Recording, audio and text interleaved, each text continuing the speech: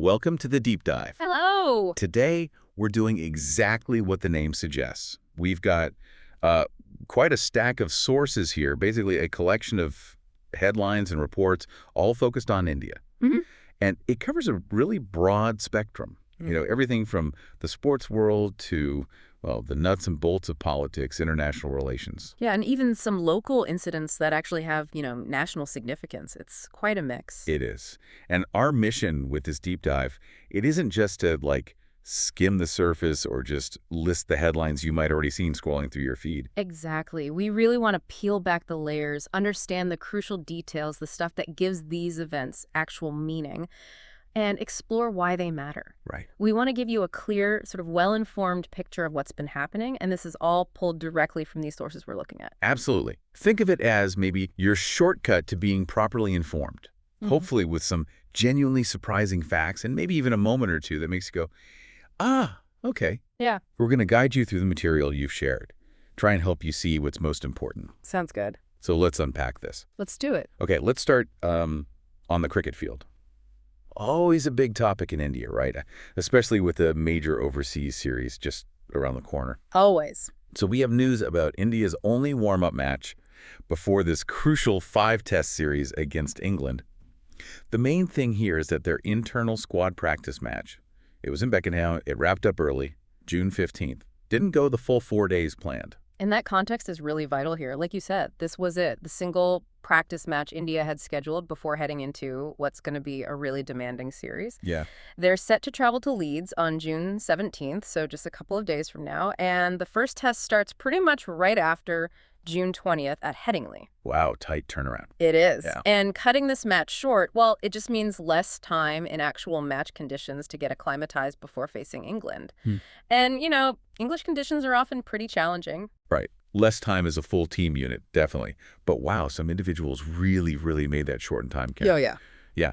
Our sources are highlighting some properly standout performances. Shardul Thakur, the all-rounder. Yeah. He really grabbed the headlines. Okay. Smashed an unbeaten 122 runs and, get this off, just 68 balls. 68? Wow. That's not just quick scoring. That's, explosive. And he wasn't doing it against, second-string bowlers. He was facing the main guys, the test bowlers, like Jasprit Bumrah, Mohammad Siraj, Prasidh Krishna. Right. Scoring that freely against that attack, that's a serious statement he's making. His batting was definitely the main story, yeah. Building on his opening night score of 19 not out, reaching a century on Sunday, and in that fashion, it just screams confidence, doesn't it? Totally. But you're right, he brought the whole all-rounder package. The source says he also impressed with his medium-pace bowling, picked up 4 wickets. 4 wickets, too. Yeah. And that combination, bat and ball contribution, that's incredibly valuable, especially in England where, the pitch often offers something for the seam bowlers and runs from the lower order can be absolutely crucial. 4 wickets and a blistering century off 68 balls. Yeah. That is pretty much the dream performance for a player who's pushing hard for a spot in the team. Exactly. And he wasn't the only one who shone. Mumbai's Sarfaraz Khan, he also had a very strong showing. Scored 101 runs from 76 balls on day 2. Another quick century. Yeah. So, while the match itself was cut short, the key players who were looking to impress the selectors for that first test, they definitely did that. And that leads us straight into the selection implications, doesn't it? Which is really the heart of why this warm-up match actually matters so much. Thakur's brilliant display, especially that incredible 100, well, it puts him strongly in contention for a spot in the playing 11, the main team for that first test at Headingley. Right. And the source specifically suggests he might be competing directly with the other all-rounder, Nitish Reddy, for that spot. Yes, Nitish Reddy. We saw him play quite a bit recently, didn't we? He played in all 5 tests during India's last tour of Australia. That's right. He had some consistent batting performances there, too, including a century in the Boxing Day test, which was a pretty significant moment for him. But the source does note he struggled a bit with his bowling in Australia. Exactly. And Shardul Thakur, well, he missed that Border Gavaskar Trophy Series down under. He was actually recalled to the test squad based on his strong performances in domestic cricket. Okay, so he earned his way back. Yeah. So for him, this warm-up match wasn't just, a bit of practice. It was his prime opportunity to show that form translates against international-level teammates and in conditions similar to what he'll face against England. Makes sense. And if we look at Shardul Thakur's overall test record, which the source mentions, it kind of backs up his potential as that dual threat, right? Yeah, it does. Played 11 tests so far, taken 31 wickets at a pretty decent average of 28.38. He's got one 5-wicket haul in there. Yeah. But importantly, he's also scored 4 Test 50s. So that record confirms he's not just a tail-ender who chips in occasionally. He's shown he can be a reliable lower-order batter, someone who can contribute valuable runs, which is exactly what he just showcased very loudly in this warm-up. So it presents a fascinating decision for the selectors, doesn't it? It really does. Do they stick with Reddy, who had that consistent run in Australia with the bat, even if his bowling wasn't quite there? Or do they go with Thakur, who maybe has a slightly longer track record of contributing with both bat and ball in tests, and just delivered this absolutely sensational, dominant performance right before the series? Yeah, it's that classic selection headache. Recent form versus maybe a slightly longer-term faith or consistency in one area. Precisely. So what does this mean for you if you're following the team closely? Well, understanding these individual performances and the sort of nuances of their records, it gives you a direct insight into the potential team selection strategies for this huge test series against England. You get to see which players are really hitting peak form, which ones are making almost undeniable cases for being included. And it shows the kind of depth India actually has as they prepare for a major overseas challenge. Yeah, it's not just about knowing the final 11 names when they're announced. It's about understanding that competitive landscape within the squad and why certain players might get the nod based on what they've just done or what they've done in the past. Exactly. It adds that extra layer to watching the series unfold. Definitely. Okay, so from the immediate run-up to this England series, let's maybe zoom out a bit and look at India's longer-term future in Test cricket. Right. We've got news here about India's full schedule for the next cycle of the ICC World Test Championship, the WTC running from 2025 to 2027. This competition is essentially the global league for test teams, right? Leading to a final every 2 years. That's it. And this announcement, it really does mark a significant new chapter for the team. The core info is the schedule itself, obviously, but the really key context is that leadership transition we touched on. Yeah, the captaincy change. Exactly. Shubman Gill has taken over the captaincy following the retirements of, well, absolute giants like Rohit Sharma and Virat Kohli from Test cricket. Huge shoes to fill. Immense. So this WTC cycle is the first one that will be played entirely under his leadership. That makes it a truly defining period for him personally and for the whole squad adapting to a new era. That's a massive responsibility for Gill, no question. Yeah. The structure of this 2-year cycle looks quite balanced. It was interesting. India is set to play a total of 18 tests across the cycle. And crucially, it's split perfectly down the middle, 9 home tests and 9 away tests. Okay. And the overall aim for the team, well, it's crystal clear, especially after featuring the first 2 WTC finals, but, not quite getting over the line. The goal is reclaim a spot in that final, and this time, go all the way and win it. Right. Third time lucky, maybe. Let's look at the away assignments first, because those are generally seen as the biggest tests for any test team, aren't they? Absolutely. And it starts immediately, right, with that demanding 5-test series against England that we were just talking about, June 20th to August 4th, 2025. Yeah. And the sources list the venues: Headingley, Edgbaston, Lords, Old Trafford, and the Oval. Iconic grounds. Playing 5 tests there against a strong England side, often in very variable conditions, that's going to be a true test of skill, resilience, the whole package. Definitely a tough start away from home. What else is on the away schedule? Beyond England, the sources also detail other away tours. They'll play 2 tests against Sri Lanka and 2 tests against New Zealand. Okay, different challenges there. Completely different. The exact dates for those aren't announced yet, but you've got the subcontinent's spin-friendly conditions in Sri Lanka versus the pace and swing-friendly pitches you often find in New Zealand. It's a really diverse set of overseas challenges they'll have to navigate. And then, of course, there are the home assignments, where India is typically incredibly strong, almost formidable. Yeah, their home record is amazing. They'll host the West Indies for 2 tests in October 2025. Matches scheduled in major centers like Ahmedabad and Delhi. Okay. Following that, South Africa tours for 2 tests in November 2025. And those are at 2 really classic atmospheric venues, Kolkata's Eden Gardens and Guwahati's Barsapara Cricket Stadium up in the northeast. Great venues. And the big one at home. The big one, yes. The much-anticipated Border Gavaskar Trophy against Australia. That's going to be a 5-test series played at home this cycle. 5 tests against Australia at home. That's massive. Huge. Dates and venues for that marquee series are still to be confirmed, but yeah, a 5-test home series against rival like Australia is always the absolute highlight of any home season.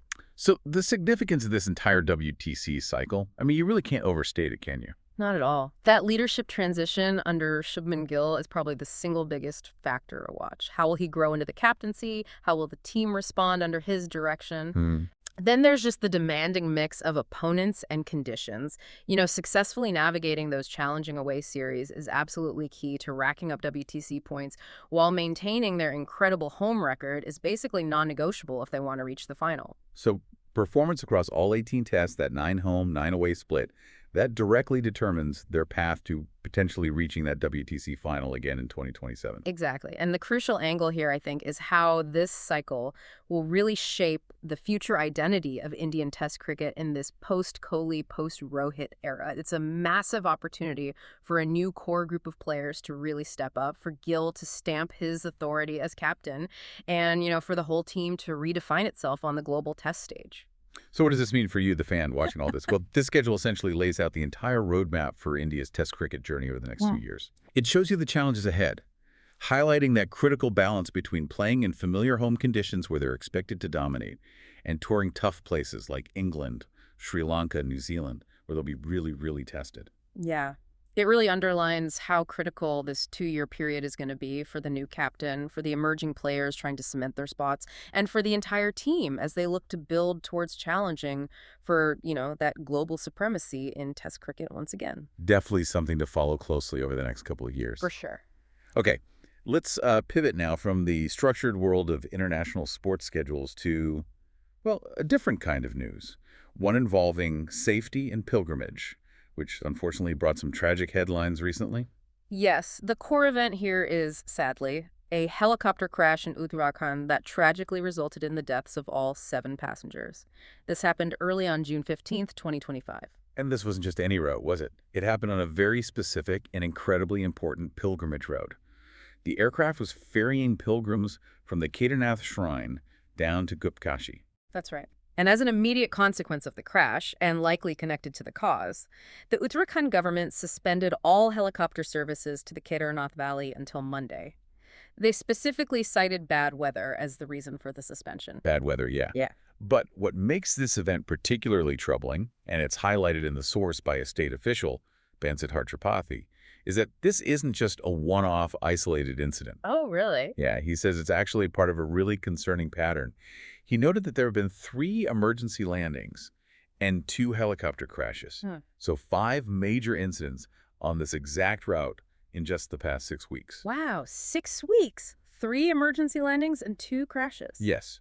That frequency, 5 significant incidents in such a short span on one single route, it immediately raises serious questions about the safety of the operations there. Absolutely. That's not just bad luck. That points to something systemic, potentially. The government response was swift, at least in expressing sorrow and initiating action.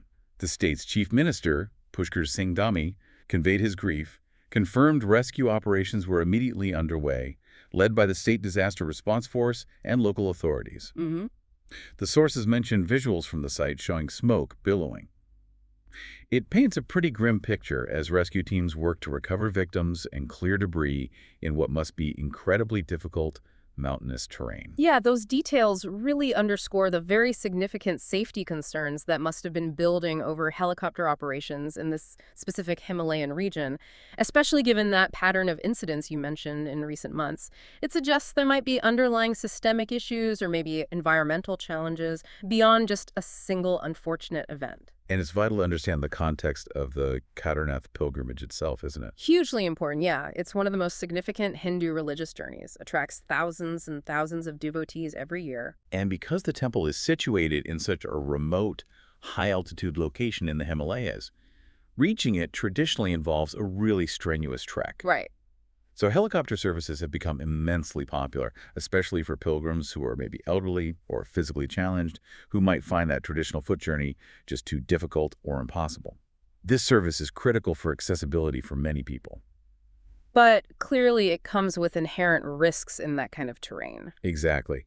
What stands out here, though, is the focus seems to be not just on investigating this specific crash, but also on a broader commitment to reviewing safety measures. Okay, that's good.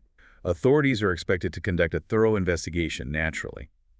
And the source specifically notes the likely focus on the interplay of that adverse weather, which shut down services right after, and any potential mechanical failures. Right, the two main possibilities. Looking forward, Uttarakhand officials are now really tasked with reviewing the existing safety protocols, specifically for this critical pilgrimage route. The aim is obviously to prevent further tragedies and ensure better safety measures for passengers. That pattern of incidents almost necessitates a systemic look, doesn't it? It absolutely does. You can't ignore 5 incidents in 6 weeks. So what does this mean for you, whether you're maybe a potential pilgrim yourself, a traveler, or just someone following events in India?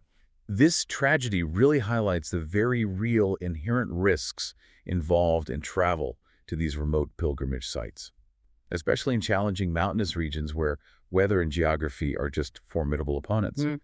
It points to broader issues of transportation safety in these vital tourist or religious corridors, and it shows how a pattern of incidents, like the one we're seeing here, can really force authorities to confront potential systemic safety issues and, hopefully, implement stricter regulations or better oversight. It's a very stark reminder, isn't it? That accessibility, especially in challenging terrain, often comes with significant safety trade-offs that need constant, rigorous management. Yeah, a difficult balance. Okay, from a tragic setback in travel in one region, let's look at a deliberate effort by authorities to boost tourism in another sensitive area, Jammu and Kashmir. Right. The core action here is that the Jammu and Kashmir authorities have decided to reopen 16 tourist destinations that had been closed recently. And the reason for that closure provides really crucial context. These sites have been shut down for over 7 weeks. Why? Following a deadly terror attack in Pahalgam. Okay.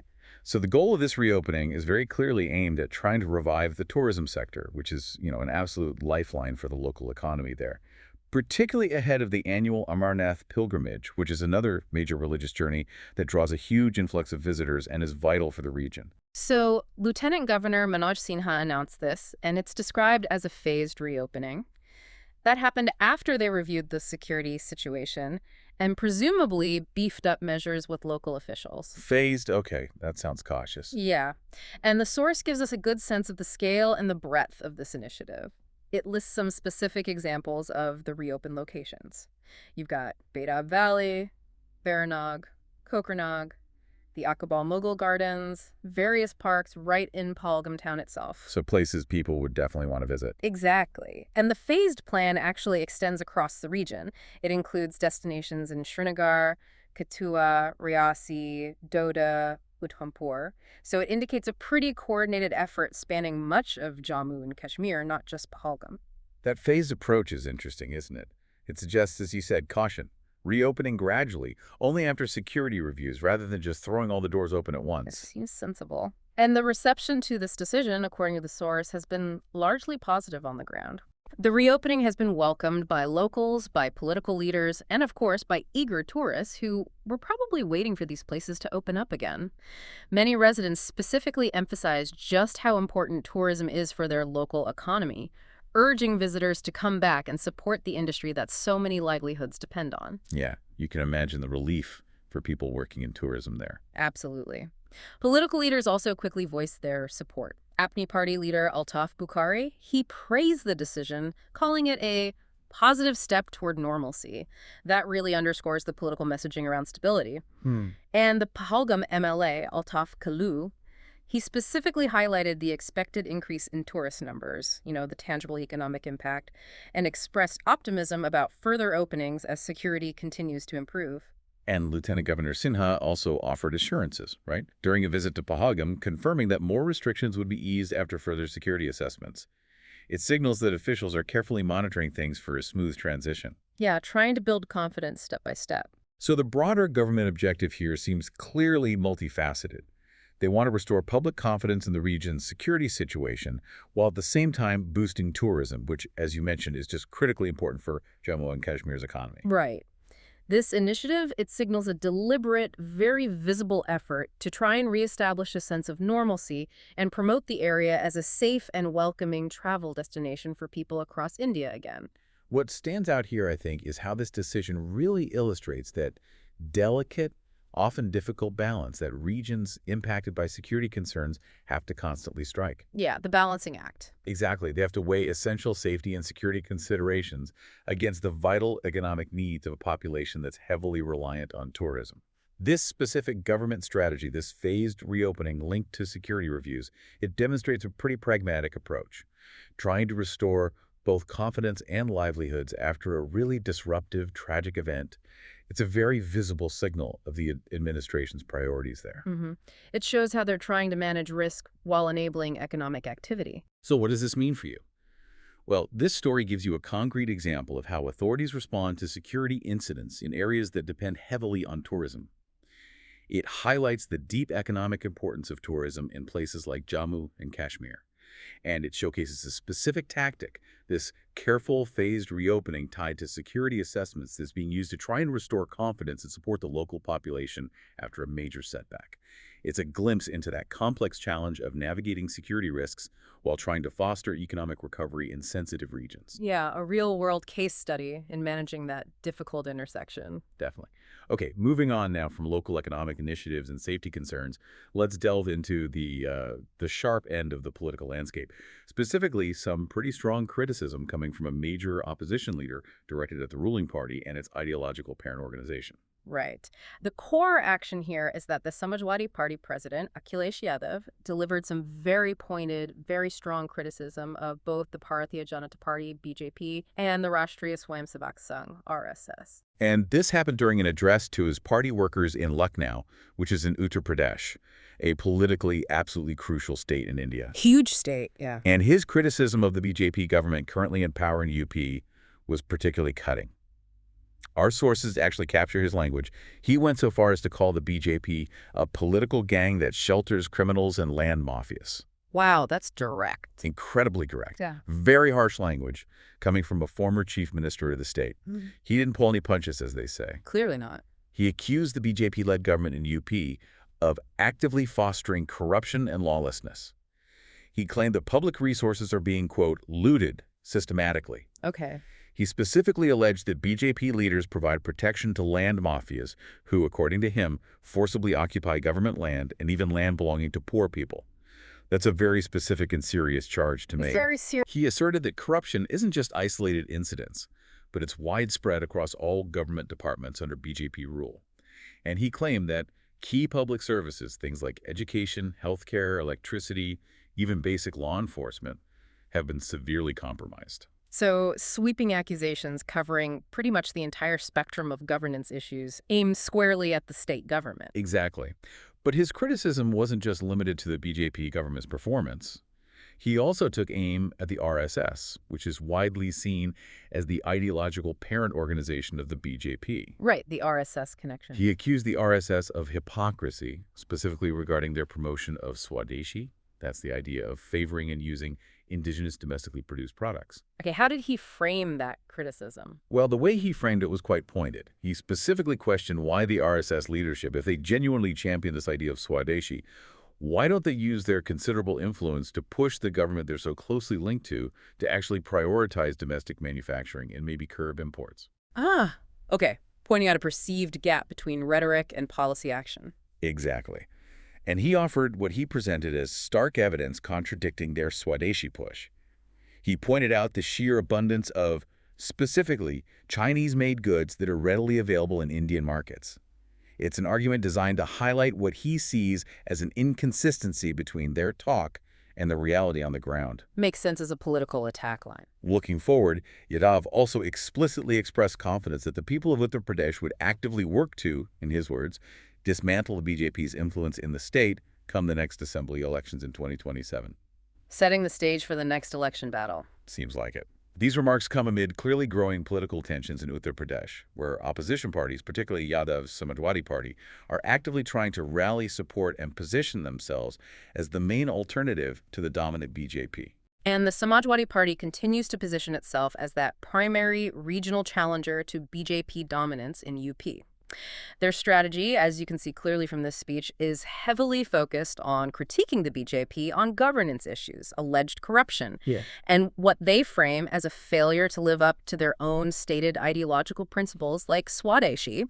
This speech really just underscores that ongoing friction between regional political forces and the national ruling party as they all start, however early, positioning themselves for future electoral battles. So what does this mean for you following Indian politics? Well, this provides a really clear, unfiltered snapshot of the opposition strategy and the specific kind of rhetoric being used against the ruling party and its allies in a absolutely key Indian state.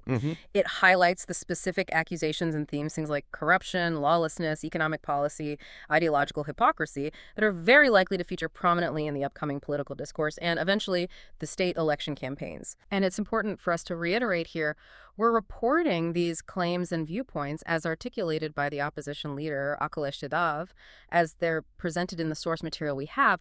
We're simply conveying that perspective impartially. Absolutely. Not taking sides, just reporting the political dynamics as they unfold according to our sources. Okay, from that kind of sharp domestic political sparring, let's shift focus again, this time to India's active engagement on the global stage. Specifically, a pretty significant diplomatic visit. Right. The core event here is that Prime Minister Narendra Modi arrived in Cyprus on June 15th. And the significance here is quite notable. This is actually the first ever visit by an Indian prime minister to the island nation since Cyprus gained independence. First ever. That's remarkable given how long they've presumably had relations. It is quite a gap. And the timing provides important context, too. The visit comes right before the G7 summit, which is happening in Canada, where India is often invited as an outreach partner. So this placement suggests a broader goal for India. It seems to underscore India's push to strengthen ties with European partners, not just the major economic powers, but also strategically located nations like Cyprus and the Mediterranean. Interesting positioning. So how was the visit received? He received a full ceremonial welcome upon arrival at Larnaca International Airport from the Cyprus president, Nikos Christodoulides. That signals the importance the host nation attached to this first-ever PM visit. Good start. And what was on the agenda for discussions? Quite a wide-ranging agenda, according to the sources, covering both economic and strategic areas. The leaders were set to discuss trade, investment, IT and innovation, defense cooperation, shipping, renewable energy, a lot of areas ripe for potential bilateral cooperation. That's a pretty comprehensive list, touching on a lot of modern economic priorities. Definitely. And they also plan to exchange views on broader global and regional issues. The source specifically mentions maritime security, which makes sense given Cyprus's location right there in the Mediterranean, and also the situation in West Asia, which is a region of critical importance to both countries due to proximity and economic ties. Makes sense. And the delegation size. The fact that Modi was accompanied by a delegation of around 100 officials further underlines the seriousness and the comprehensive nature of the visit, bringing together experts from various fields to really explore opportunities across the board. 100 officials. Yeah, it signals intent. What's the historical backdrop to this? Well, India and Cyprus have maintained diplomatic relations since way back in 1962. But what's particularly notable and highlighted in the source is Cyprus's consistent and apparently unwavering support for India's stance on sensitive international matters, including the issue of Kashmir. That's significant. It is. Cyprus has also been a reliable supporter of India in key global forums, like the United Nations. This long-standing goodwill provides a really strong foundation for deepening the relationship further now. That level of consistent diplomatic support is a real asset in international relations, isn't it? Absolutely. And beyond the historical ties and the political support, Cyprus has also expressed a clear interest in deepening economic collaborations. They see India as a major growing economic partner. Okay. So the expected outcome of Modi's visit is really that it will serve to reinforce this strategic cooperation and hopefully pave the way for some concrete future agreements across those various sectors they discussed: trade, tech, defense, energy. And the crucial angle here, the broader significance. I think it's that this visit really highlights India's expanding diplomatic footprint, specifically in regions like the Mediterranean. It demonstrates India's strategic approach to actively engaging with diverse European partners, looking beyond just the traditional big alliances, to build relationships in strategically important geographic areas. The anticipated results are pretty concrete. These discussions are very likely to lead to new bilateral initiatives, substantially strengthening India's Cyprus ties in multiple sectors. So what does this mean for you, the listener? Well, this visit shows you India's active, deliberate diplomacy in action. It shows its strategy to build relationships in different parts of the world that might not always grab the main headlines. It demonstrates how India is trying to diversify its international partnerships and focusing on specific areas for bilateral growth, whether that's trade, technology, or security ties with perhaps smaller, but strategically located nations. It's a peek into those often unseen dynamics of international relations and how India is positioning itself globally. Yeah, foreign policy isn't just about the superpowers. These relationships matter too. Definitely. Okay, sticking with government policy, but shifting back domestically now. Let's examine a decision affecting official language use in a specific state, this time Rajasthan. Okay. The core directive here is that the Rajasthan government has instructed the state police department to replace all Urdu and Persian words currently used in official police documents with Hindi words. Replace all of them. Okay. And the stated goal for this change? Quite clear. To improve public understanding of police documentation. Make it easier for the average person to read and comprehend. And this came from? This directive came from the Minister of State for Home, Jawahar Singh Bedham.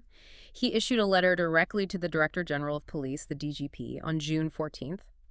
And it wasn't just a suggestion, it was an instruction to specifically draft a formal proposal to implement this change across the board. Okay, so it's moving towards becoming official policy. What kind of documents are we talking about? The scope is intended to be quite broad within the police department's official communications. It would apply to things like police reports, FIRs maybe, notices, and potentially other official communications that use these traditional terms. And the minister's justification? As reported in the source, it's rooted in practicality.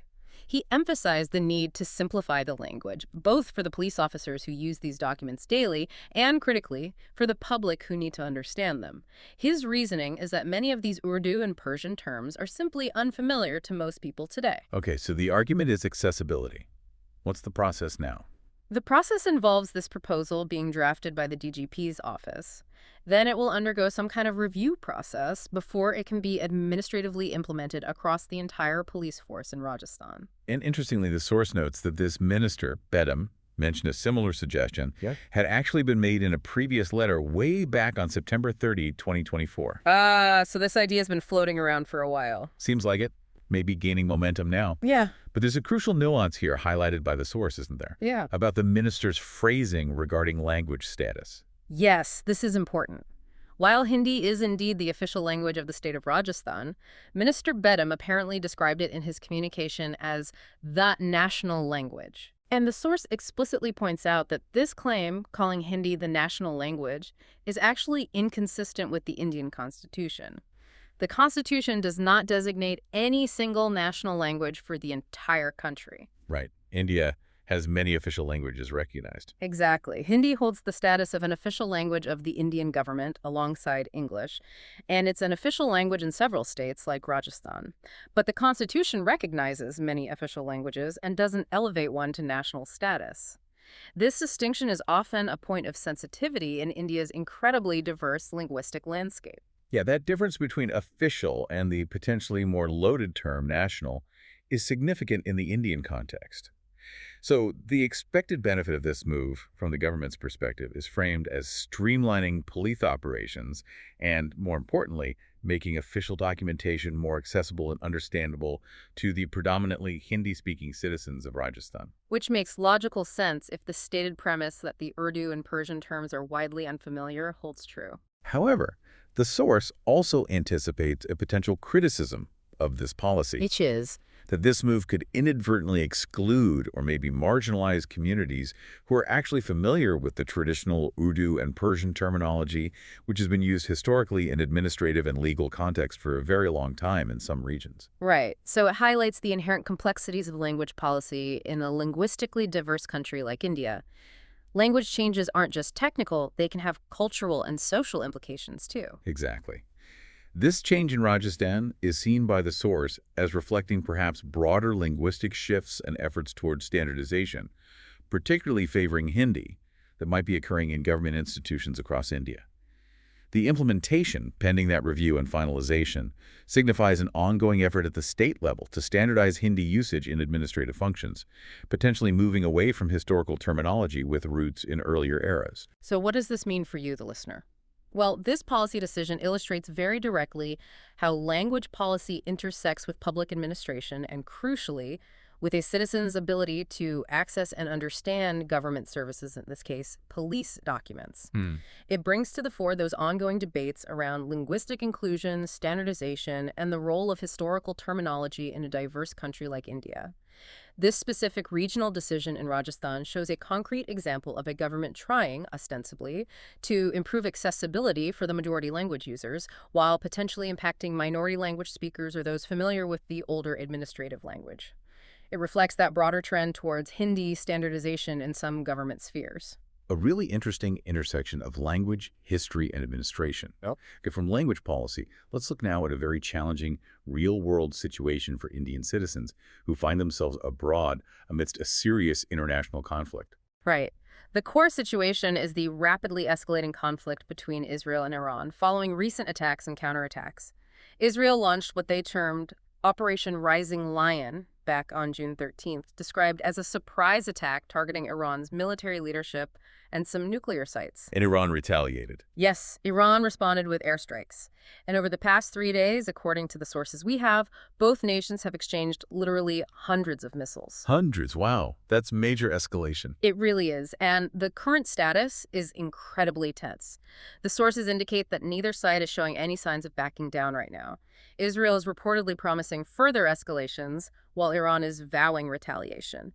It's a rapidly intensifying cycle of actions and responses, posing a direct, immediate risk to anyone in the conflict zone. And amidst this dangerous backdrop, India has had to take measures to safeguard its own citizens who are currently in Iran, particularly students. Yeah. The Indian embassy in Tehran is reportedly on high alert, actively monitoring the situation minute by minute. And crucially, they are facilitating some initial steps, like the relocation of some students to what are considered safer locations within Iran itself, away from potential targets, maybe. Okay, relocation within Iran. But the source also highlights the scale of the challenge, doesn't it? And the human element. It does. More than 1,500 Indian students are reportedly still stranded in Iran right now. 1,500? That's a lot. It is. The source notes that a significant number, apparently most of them, are from Jammu and Kashmir. They're located in various Iranian cities. Tehran, Shiraz, Qom are mentioned. And they're primarily there pursuing professional courses, with many studying medicine, MBBS, which often involves being located in major cities where the medical colleges are. Right, so they can't just easily leave their studies or locations. What assurances are being given? The Indian Ministry of External Affairs, MEA, has provided assurances to the understandably worried families back home in India. They've stated that other feasible options for evacuation are under consideration. Other feasible options suggest evacuation is on the table if needed. It certainly suggests that while relocation within Iran might be a temporary measure, the government recognizes that a full evacuation might become necessary if this situation continues to deteriorate significantly. And the political dimension is present here too. Yes. Jammu and Kashmir Chief Minister Omar Abdullah apparently personally reached out to India's External Affairs Minister S. Jaishankar, specifically to try and expedite rescue operations for the students from his region. Okay. And the families of the affected students have, quite understandably, also made direct, very emotional appeals to both Prime Minister Narendra Modi and EAM Jaishankar for the safe return of their children. It shows how quickly a crisis abroad becomes a really pressing domestic concern, reaching the highest levels of government. Absolutely. How is the embassy communicating with the stranded nationals? They're using direct communication channels to try and stay connected. They've urged all Indian nationals in Iran to remain vigilant, stay indoors if possible, and stay in constant touch with embassy officials. They've provided practical tools for this: a Google form for citizens to share their current location and contact details, Okay. and also a Telegram channel for pushing out real-time updates and instructions. This is fairly standard protocol in a crisis situation like this, but absolutely essential for managing the information flow and trying to keep people safe. So looking ahead, as these tensions seem set to escalate further, India's diplomatic efforts, and potentially rescue operations will be very closely watched by the public and the media back home. No doubt. The expectation, really based on the severity of the conflict and the sheer number of stranded citizens, is that more significant evacuation measures are probably going to be needed in the coming days if this missile exchange continues or, heaven forbid, worsens. What stands out here is just the immediate, real human impact of international conflict, even on citizens of countries like India that aren't direct participants in the fighting. It highlights the absolutely vital and often incredibly challenging role of embassies and governments in providing consular assistance, managing complex logistics, and organizing potential evacuation efforts during crises happening in other countries. Yeah, and it also demonstrates how domestic political figures and concerned families back home play a crucial role in advocating for the safety of their constituents or loved ones caught up in these unpredictable, dangerous global events. So what does this mean for you? Well, this situation is a really stark reminder of how interconnected our world is, and how geopolitical tensions, even seemingly far away, can directly affect the lives of ordinary citizens from anywhere. It shows the practical challenges governments face in protecting their nationals when they get caught abroad in volatile regions. And it highlights the immense effort required in crisis management, relying on diplomatic channels, rapid communication, and potentially dangerous rescue missions to try and ensure people's safety. A very worrying situation to watch unfold. Indeed. Okay, turning now to a sharp political controversy back home in India. This one involving claims made about India's foreign policy and its, well, always sensitive relationship with a neighboring country. Right.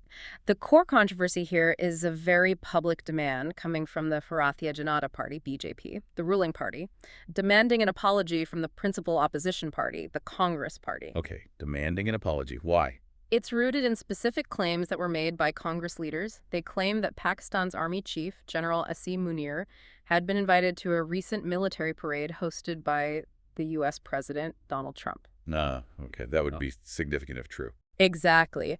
And BJP leaders quickly seized upon this claim, launching some very strong accusations. They accused Congress of deliberately spreading fake news.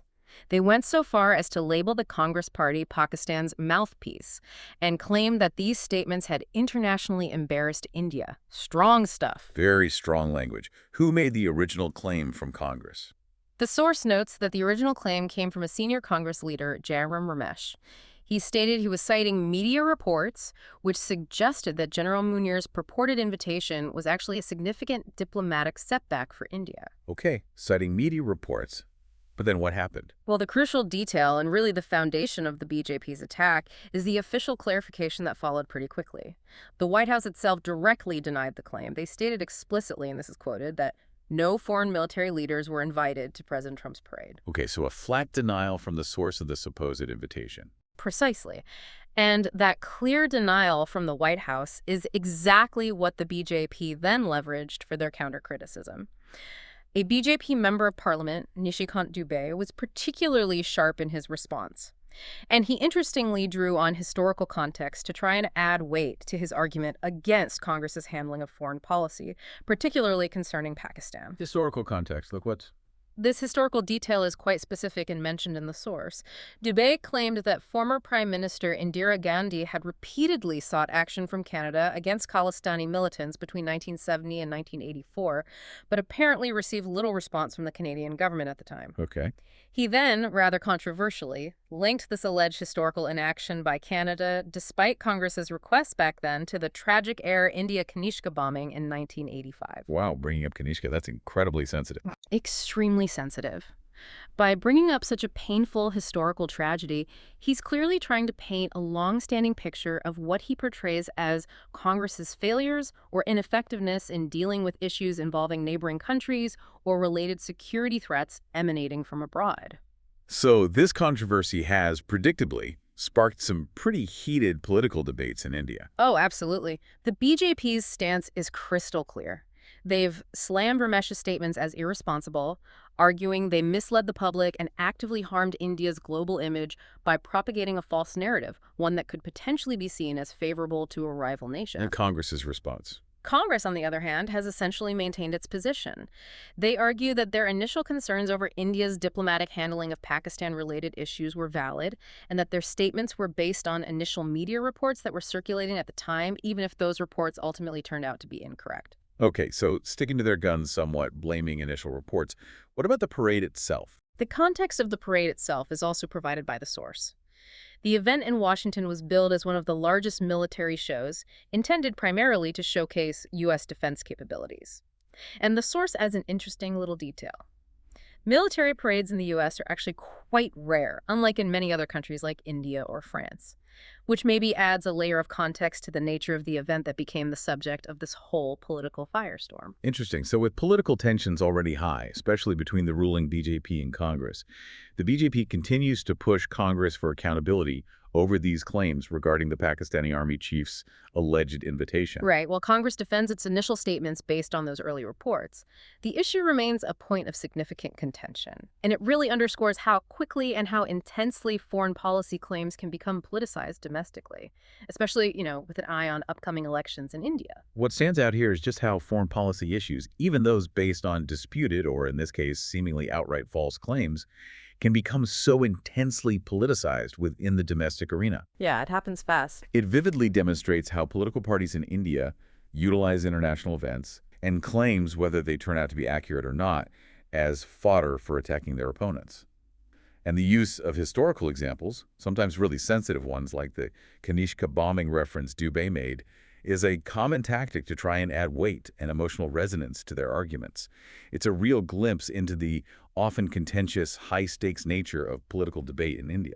And again, just to be clear for our listeners, we are reporting these claims and the political reactions impartially, exactly as they're presented in the source material we've reviewed. We're not endorsing any side, just outlining the debate. Absolutely crucial. Okay, from those political debates, let's shift gears entirely now to a critical economic and technological challenge. This one relates to global supply chains, and it's having a big impact on key industries worldwide, including right here in India. Right. The core issue we're looking at here is China's, near total monopoly on the mining, processing, and refining of what are called rare earth minerals, and how this incredibly concentrated control is disrupting global supply chains. Rare earths, yeah. Critical for tech. Absolutely critical. And the source specifically highlights the significant impact this disruption is having on India's rapidly growing auto sector, particularly its electric vehicle EV industry. Okay, so a direct hit on EVs. What triggered this disruption recently? The trigger event that really brought this issue to the forefront again was back in April 2025. That's when China significantly tightened its export controls on a range of rare earth-related products. Tightened export control. Yeah, and this wasn't just some minor trade adjustment. It was a deliberate policy move enforced by China's Ministry of Commerce and their General Administration of Customs. It signals a pretty strategic use of their dominance in this crucial sector. And the impact has been felt globally. Immediately and significantly. It triggered both a diplomatic response and an industrial scramble from affected nations all around the world. And it raised serious concerns over the predictability and security of these absolutely crucial supplies. Is this being discussed at high levels? Yes. The source points to a specific global response happening right now. At the ongoing G7 summit in Canada, rare earth security is explicitly a priority topic for discussion among the world leaders gathered there. Canada's Prime Minister, Mark Carney, was specifically quoted emphasizing the critical need for countries to actively fortify critical mineral supply chains. That shows you just how high up the global agenda this issue has climbed. Okay, so G7 leaders are focused on it. How is India responding to this challenge? India has also had to respond, obviously. The source mentions that India has been actively engaged in sort of behind-the-scenes negotiations on the international stage, pushing for more stable sourcing and trade of these materials, ideally in line with international norms. But beyond diplomacy. Crucially, yes. This crisis has really renewed India's urgency to accelerate the development of its own domestic rare earth processing capacity, and also to explore and potentially exploit any internal resources India might have. Right, build self-reliance.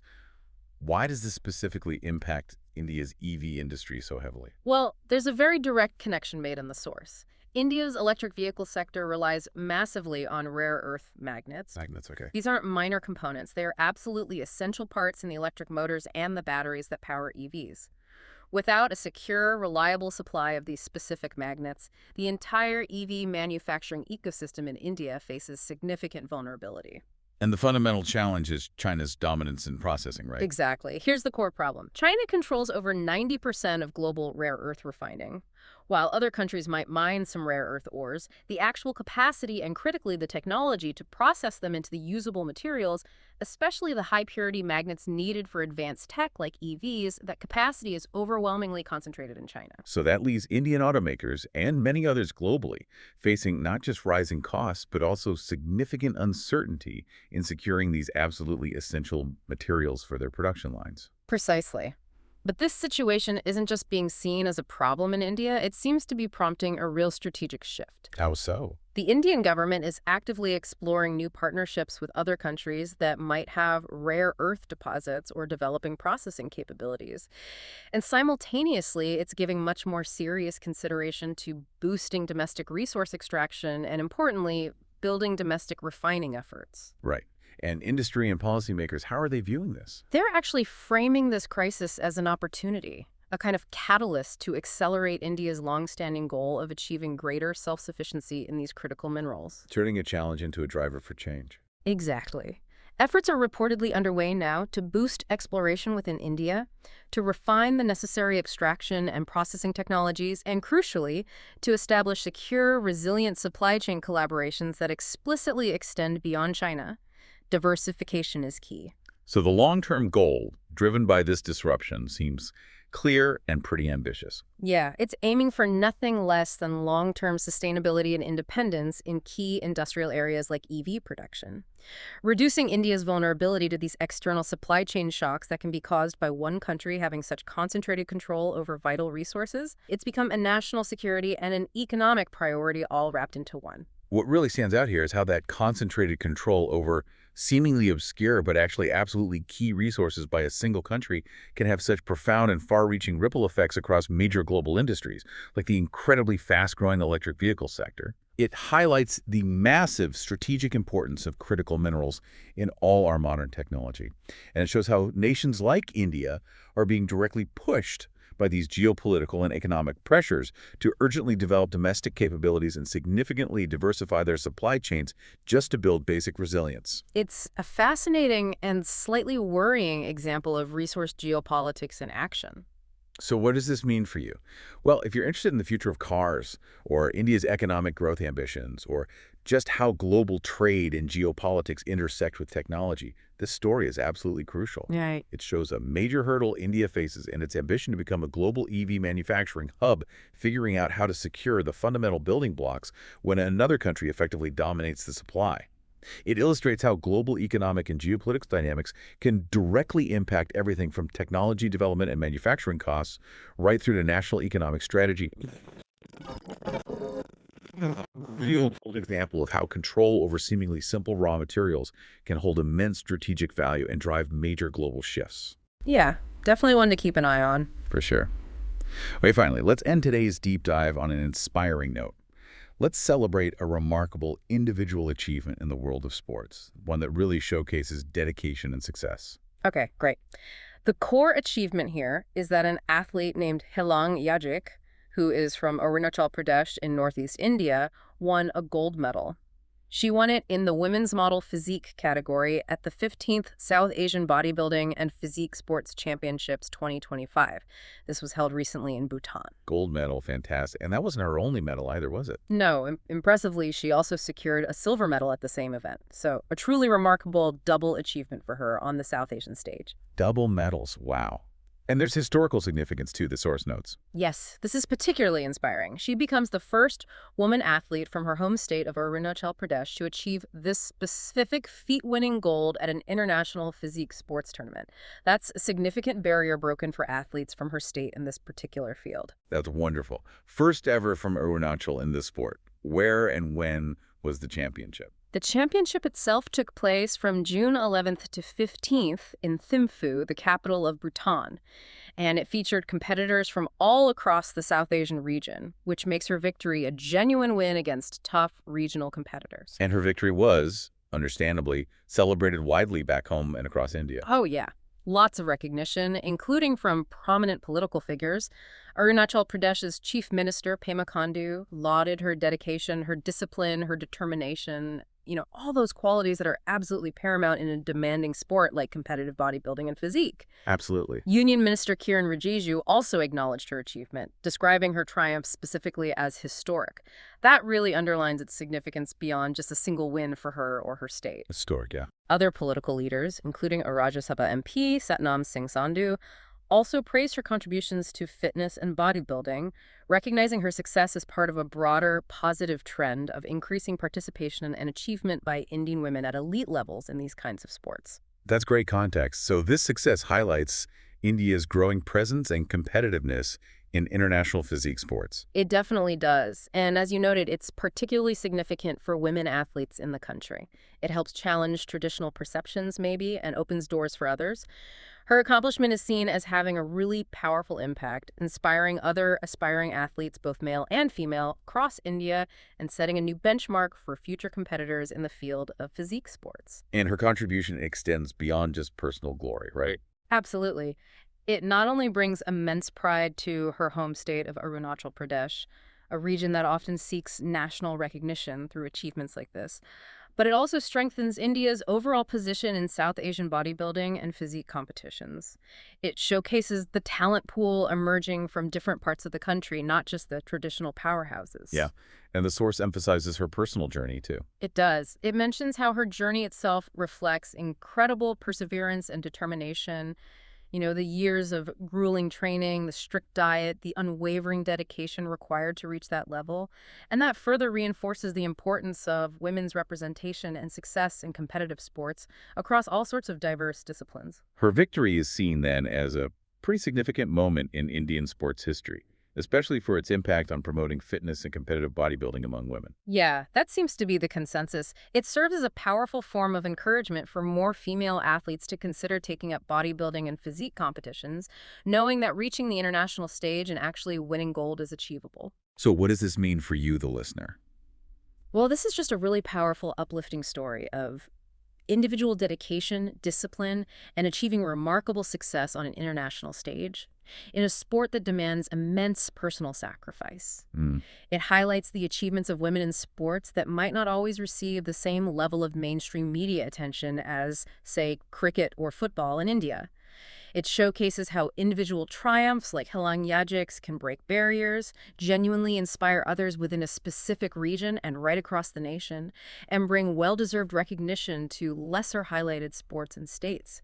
It's a fantastic reminder of the diverse arenas where Indian athletes are pushing boundaries and excelling. A great positive note to end on. Absolutely. So we've taken quite a journey today, a real deep dive into a truly diverse set of headlines coming out of India. We've moved across seemingly completely unrelated spheres. We really have. We journeyed from the tactical world of cricket team selection, planning the long-term WTC roadmap. Right. Then to the tragic reality of that helicopter crash, highlighting those urgent safety concerns in pilgrimage travel. Then we explored the deliberate efforts to revive tourism in Jammu and Kashmir, a sensitive region trying to recover after a security setback. We also analyzed some pretty sharp political exchanges happening within the country. Looked at a strategic diplomatic visit, the first of its kind, strengthening ties on the global stage. Examined a shift in language policy at the state level in Rajasthan and its potential implications. Delved into the very real efforts to protect citizens caught up in escalating international conflicts. Understood a critical challenge in global supply chains posed by that rare earth monopoly, impacting key industries like EVs. And finally, yes, celebrated that remarkable individual sporting achievement that's inspiring others. It really is fascinating when you lay it all out like that, how these distinct events, drawn from completely different corners of the news landscape, collectively give us such a rich, complex, and really multifaceted picture of what's happening right now in a dynamic country like India. Yeah. Each headline, when you actually unpack it and look beyond just the surface facts, it reveals layers of context, government policy decisions, real human impact, economic strategy, geopolitical interplay, and, individual drive and resilience, too. And if you're connecting the dots across all these stories we discussed today, what kind of stands out is how these individual threads, a cricketer's batting form impacting selection, a pattern of safety incidents on a specific travel route, a politician's sharp accusations flying into state capital, a prime minister forging new ties in the Mediterranean, a government mandating language changes in police documents, citizens getting caught in a foreign conflict zone, a nation grappling with access to critical minerals, and an athlete winning gold against the odds. They're not actually isolated events. No, they weave together. Exactly.